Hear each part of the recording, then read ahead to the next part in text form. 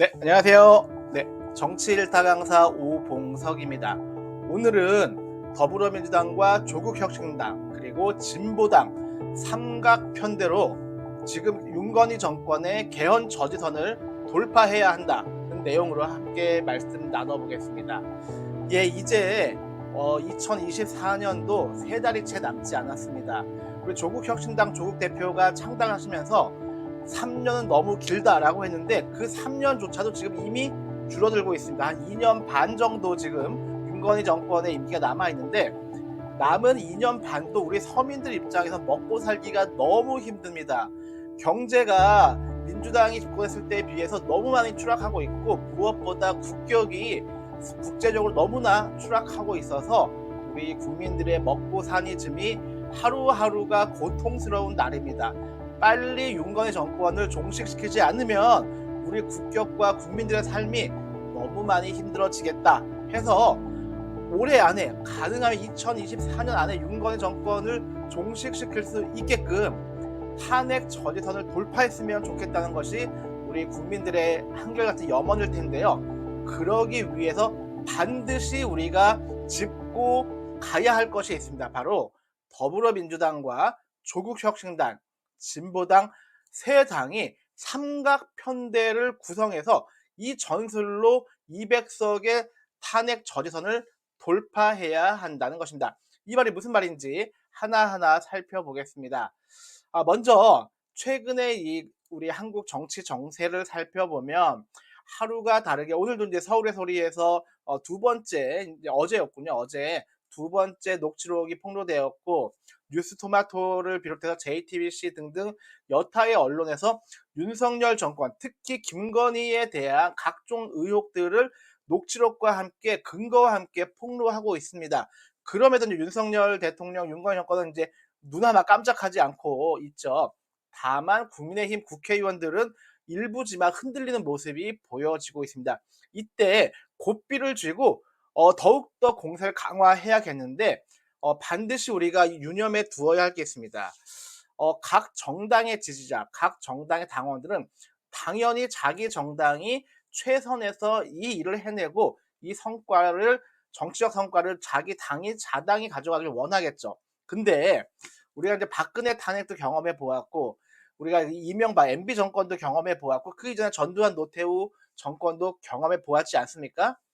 한 정당이 이 어마어마한 일을 해내기는 쉽지가 않습니다. 특히 지금의 검찰 독재 정권을 무너뜨리는데 더불어민주당 물론 강력한 중심적 힘을 발휘하겠지만 한 개의 정당이 온전하게 이 일에 매진하기는 쉽지 않습니다. 때문에 제가 말씀드리고 싶은 것은 축구에 비유하자면 더불어민주당은 미드필드와 수비를 담당해서 중앙 공격수까지를 담당하고 좌측 공격수의 진보당, 우측 공격수의 조국 혁신당을 활용해서 삼각편대 전술로 200석이라고 하는 탄핵 저지선을 돌파해야 한다라고 하는 것이 저의 주장이고요. 그럼 여기서 이제 몇몇 분들이 질문이 나올 수 있어요. 야, 그러면은 야당 중에는 우리 용해인 의원이 계시는 기본소득당도 있고 우리 한창민 의원이 계시는 사회민주당도 있는데 이 두 개 당은 왜 뭐 의석이 적다고 빼는 거냐?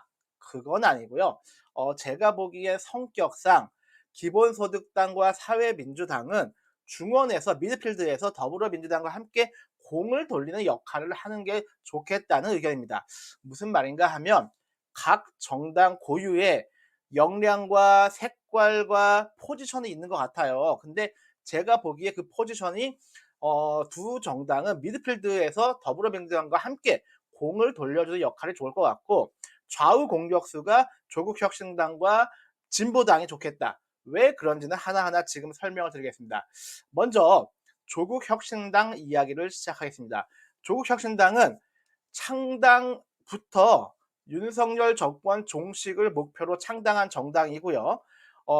정권 3년은 너무 길다라고 하는 슬로건으로서 국민적 지지를 얻어서 지난 총선에서 12석이라고 하는 제3당의 지위를 차지했습니다. 때문에 윤석열 정권 종식에 가장 앞서야 할 것이 쇄빙선의 역할이 바로 조국 혁신당인데 이 큰 역할의 중앙 공격수는 저는 민주당이 하는 게 맞다. 가장 큰 정당이기 때문에요. 집권을 앞둔 정당 민주당이 중앙 공격수의 역할까지 하는 것이 맞다고 보여지고, 조국 혁신당은 우측 공격수의 역할을 담당해 주시면 좋겠다는 생각을 하고 있습니다.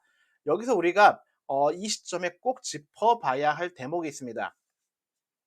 더불어민주당과 조국혁신당의 관계 설정 문제인데요. 지금 10월 재보궐선거를 앞두고 양당의 지지층들에서 상대 정당에 대한 좀 비판, 또는 또 비난성 그런 주장을 하시는 분들이 일부 계십니다.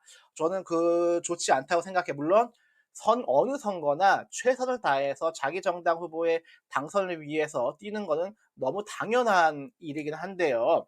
지금 우리에게는, 지금 이 범야권에게는 윤석열 정권을 탄핵시키고 종식시켜야 할 어마어마한 국민적 의제 과제가 있기 때문에, 이 앞에서 서로에게 너무 감정 싸움을 하게 되면 재보궐선거 이후가 서로 좀 힘들어질 수가 있지 않겠습니까? 때문에 민주당과 조국혁신당 지지층들은 상대당 그리고 상대 후보에 대해서 조금만 더 수위를 낮춰주시고 톤 다운해서, 뭐 비판할 건 비판하더라도 조금 톤 다운되어서 해주시는 게 좋겠다 해서, 이번에 부산 금정과 곡성, 영광, 강화 네 군데에서는 재보궐선거가 지금 진행이 되고 있는데, 어느 당의 어느 후보가 당선이 되더라도 거기에 너무 감정 소모를 쏟는 건 저는 옳지 않다고 생각합니다.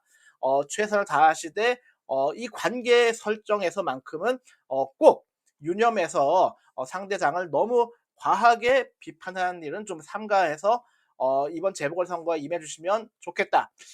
도를 넘어서 상대 정당과 상대 후보를 비난하는 누군가 있다면, SNS에 그런 것이 돈다면 그 사람은 첩자일 가능성이 있어요. 밀정일 가능성이 있기 때문에 그런 사람들 좀 배제하는 게 저는 좋겠다고 생각을 합니다. 그래서 어, 두 당이 이렇게 좀 관계를 설정해 주시면 좋겠다 생각을 들고요. 제가 지금 좌측 공격수의 진보당을 말씀드렸는데, 왜 굳이 진보당이냐? 진보당은 현재 우리 한국의 원내에 있는 정당 중에 원내외 전술을 구사하기 가장 유리한 정당이 진보당입니다. 장외에서 오랜 기간 투쟁해온 경험이 바로 진보당이 갖고 있습니다. 그리고 조국혁신당에는 없는 것이 진보당에 있어요. 조국혁신당은 주로 당원들의 구성원이 50대 이상층이 주요 당원층이라면, 진보당은 다릅니다. 50대 이하, 즉 20대, 30대, 40대 당원들도 다수가 진보당에 포진하고 있습니다. 그래서 좌우 공격수가 진보당과 조국혁신당이 함께 좌우에서 공을 날려준다면 20대부터 70대까지 전 세대를 망라할 수 있는 그야말로 야권의 좌우 공격수 역할을 톡톡히 할 수 있겠다는 생각이 들어서, 좌측 공격수는 진보당이 담당해 주는 것이 맞겠다는 생각이 듭니다. 그리고 가장 큰 정당 더불어민주당은 중앙 공격수와 미드필더 그리고 수비까지, 골키퍼까지 다 담당해야 합니다. 공격만 할 수는 없어요. 지금도 이제 우리 이재명 대표에 대해서 지금 뭐 3년 구형을 때리고 이런 식으로 계속해서 공격해 들어오고 있지 않습니까?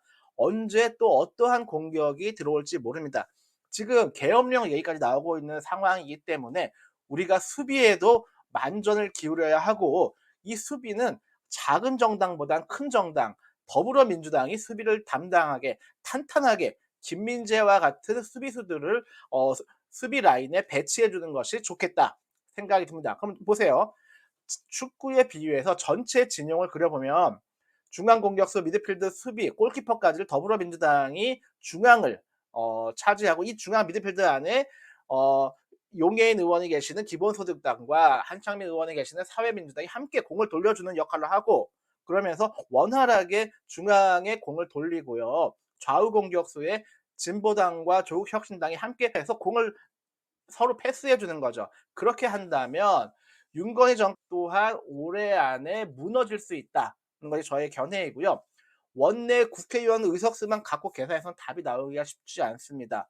원내외 전술, 거리에서의 정치를 원내와 함께 전술을 구사해야지만 200석이 무너질 수 있고, 박근혜 정권 탄핵 또한 우리가 촛불로 하지 않았습니까? 촛불과 원내가 함께 합심했기 때문에 박근혜를 무너뜨릴 수 있었다는 교훈이 있습니다. 때문에 이번 윤건희 정권도 원내외가 함께 움직이는 삼각편대 전술을 구사했을 때 2024년 이제 3개월 남지 않았습니다. 올해 안에 윤석열 정권 200석 탄핵 저지선을 돌파시킬 수 있다. 그래야지만 흔들리는 국민의힘 국회의원들을 끌어당길 수도 있고, 개혁신당 지금 어디로 튈지 모르지 않습니까? 이준석의 개혁신당 역시도 흔들림 없이 함께 끌고 가서 이 탄핵 200석 저지선을 돌파해서 올해 안에 도장을 찍을 수 있다라고 하는 것이 저의 주장이고 오늘 드리고 싶은 말씀이었습니다. 정리하겠습니다. 더불어민주당, 조국혁신당, 진보당 삼각편대 전술로 200석이라고 하는 윤석열 정권 탄핵 저지선 돌파할 수 있습니다. 감사합니다. 이상입니다.